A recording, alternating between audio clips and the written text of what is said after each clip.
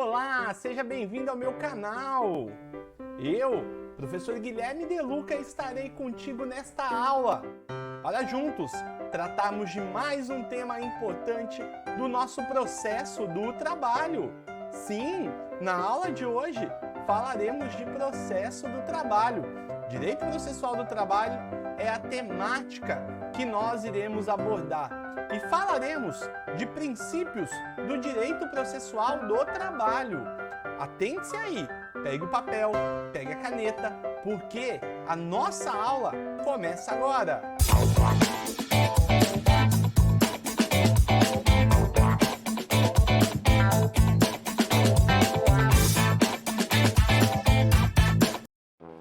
Olá, tudo bem? Seja bem-vindo à nossa aula.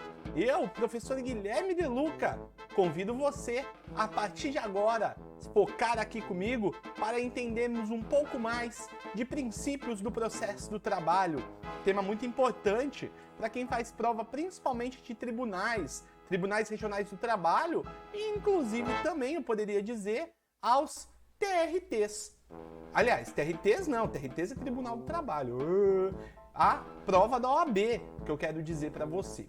Mas, de qualquer forma, nós vamos falar aqui, sim, desse assunto a partir de agora. Vamos tratar tintim por tintim. Mas antes, eu gostaria que você acessasse as minhas redes sociais. @Prof. Guilherme no Instagram. Troca o like, sigo de volta, elogio na última foto. No meu YouTube, @Prof. Guilherme De Luca. Se você está vendo esse vídeo e não for inscrito, se inscreva lá. E também Prof. Guilherme De Luca no Facebook. Aproveitando, acesse esse QR Code que você vai cair direto no meu canal do YouTube. Ah, professor, mas por que eu vou acessar o seu canal? Porque no meu canal, diariamente, eu posto dicas, conteúdos para você que está estudando, não só de trabalho, mas das diversas áreas que nós temos dentro do direito, ou até mesmo informação, curiosidade, mas tudo relacionado à área jurídica. Acompanhe lá que tem bastante conteúdo. E na nossa aula de hoje, nós vamos falar de princípios. O que são princípios? Princípios são regramentos básicos que fundamentam todo o nosso ordenamento jurídico, que fundamentam toda a nossa celeuma jurídica. É uma determinada área, é um determinado ramo, basicamente, da área do conhecimento. É um instituto de direito, que pode ser tanto de direito material, como também de direito processual.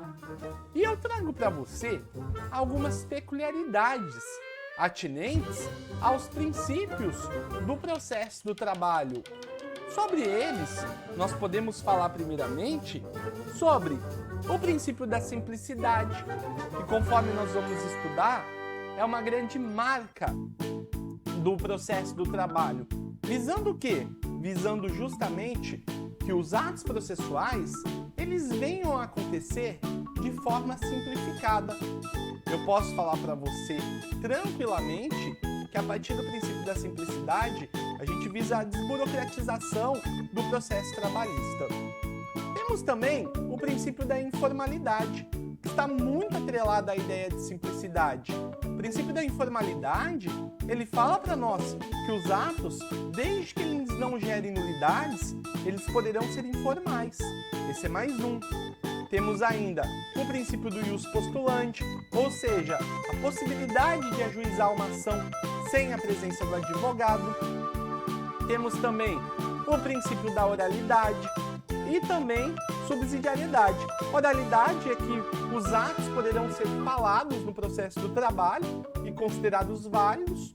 Vide aí, por exemplo, uma audiência, onde a grande parte dos atos processuais, eles acontecem de forma oral. Na audiência, você conversa com o juiz o tempo inteiro. Mas, de qualquer forma, é importante eu destacar aqui para vocês que esse é um princípio que nós vamos estudar. E vamos falar também da subsidiariedade. O que significa? Quando o direito do trabalho ele não for suficiente, ou o processo do trabalho, podemos nos valer do quê? E a celeridade, eu diria que é um dos princípios mais importantes para toda a população. Todo mundo que postula perante a Justiça do Trabalho galga a celeridade. A celeridade, ela é essa grande marca que nós temos a apontar e a aferir, conforme eu posso destacar para vocês, ok? Mas nós vamos começar a falar deste princípio aqui, princípio da simplicidade. E sobre o princípio da simplicidade que eu trago para você, nós temos que ter em mente o quê? Nós temos que ter em mente que o processo do trabalho, ele é mais simples e menos burocrático possível. Ele é mais simples e menos burocrático. O que isso quer dizer? Isso quer dizer que a nossa CLT, ela se preocupou com alternativas que tornassem o processo rápido, tais como o ius postulandi. O que é o ius postulandi? O ius postulandi é a possibilidade que nós temos do empregado e do empregador deles ajuizarem uma ação perante a Justiça do Trabalho ou se defender e acompanharem as suas reclamações até o final sem a presença de um advogado. Basta você acessar o artigo 791 da CLT, que ele dispõe isso para nós. Ele é uma exceção do ordenamento jurídico vigente e da capacidade postulatória privativa do advogado. Essa é a ideia que nós temos da simplicidade. Eu posso falar para você que a simplicidade, ela privilegia a facilitação do acesso do trabalhador ao judiciário, bem como a tramitação processual simplificada, entregando aos jurisdicionados as verbas trabalhistas de natureza alimentar. Isso quer dizer o quê? Isso quer dizer que excessos de formalismo e de burocracia não servem para o processo do trabalho, na medida de que a busca da efetivação da prestação jurisdicional e do acesso à ordem jurídica justa, eles deverão ocorrer de forma constante. Essa é a ideia que nós temos. Mas, deixando de lado, eu quero falar para vocês de um outro princípio, que é o princípio da informalidade. Mas para a gente falar do princípio da informalidade, passe a necessidade de eu explicar para você o que é processo. E processo nada mais é que, eu poderia dizer de uma forma bem simples, que é um instrumento da jurisdição. Nós temos um conjunto de atos processuais coordenados.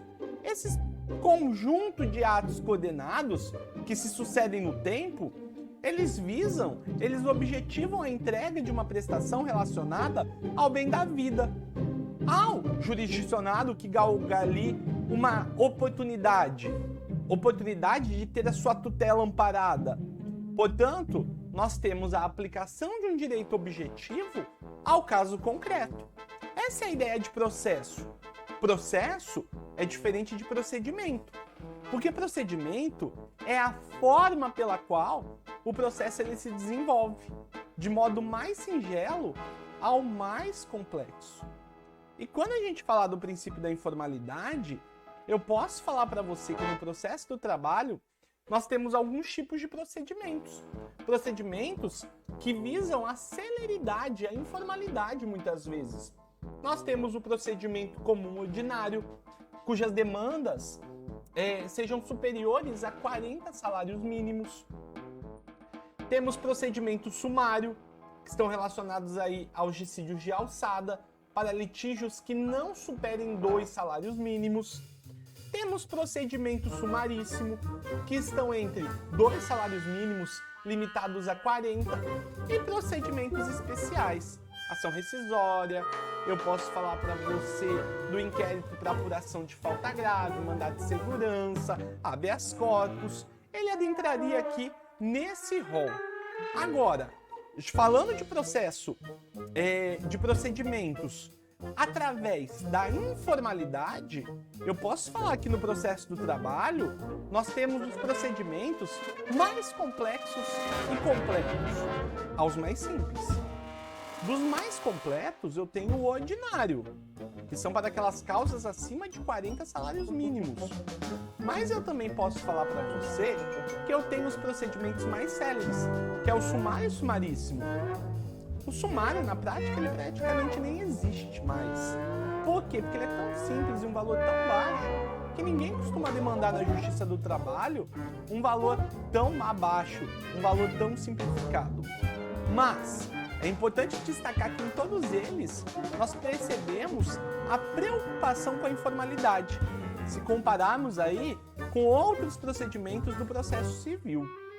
Agora, a informalidade ela não é absoluta. A informalidade ela é relativa, porque uma vez ela dependerá da documentação do procedimento.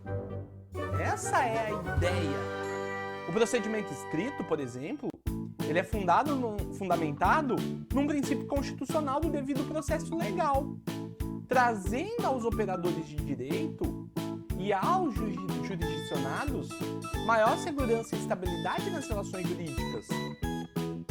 Agora, essa ideia de informalidade visa o quê? Visa atingir a prestação da tutela jurisdicional de forma mais simples, de forma mais tranquila. Essa é a ideia. Preste atenção nesse próximo princípio que eu vou falar para você. O próximo princípio que nós vamos falar é o princípio do ius postulandi. Se escreve jus postulandi. E eu posso dizer para você, de forma impreterível, que é uma das principais características do processo do trabalho, porque ele traduz a possibilidade das partes, seja ela empregador ou empregado, de postularem na Justiça do Trabalho de modo pessoal, artigo 791 da CLT, até o fim, sem a necessidade de um advogado. Isso é muito importante. O princípio do ius postulandi é um dos grandes fundamentos do princípio da simplicidade e informalidade que eu acabei de mencionar. Vale destacar que, em decisão plena do TST, o ius postulandi ele não é mais admitido no âmbito do Tribunal Superior do Trabalho, porque ali haverá necessidade da figura de um advogado, tanto que isso foi formulado. Veja, súmula 425 do TST. A súmula 425 fala: o ius postulandi das partes limita-se às varas do trabalho e ao Tribunal Regional do Trabalho, não alcançando ação rescisória, ação cautelar, mandado de segurança, recursos de competência do TST. Aqui, há quem entenda, né, que nessa súmula nós podemos falar que o ius postulandi, ele não é mara. Por que ele não é mara? Porque ele não cabe no mandado de segurança, na ação rescisória, nos recursos do TST e na ação cautelar. Então fica aí essa dica para você memorizar sobre essa ideia. Mas nós falaremos disso em outra oportunidade também. Preste atenção no que eu vou falar agora. Quero falar para você no princípio da oralidade.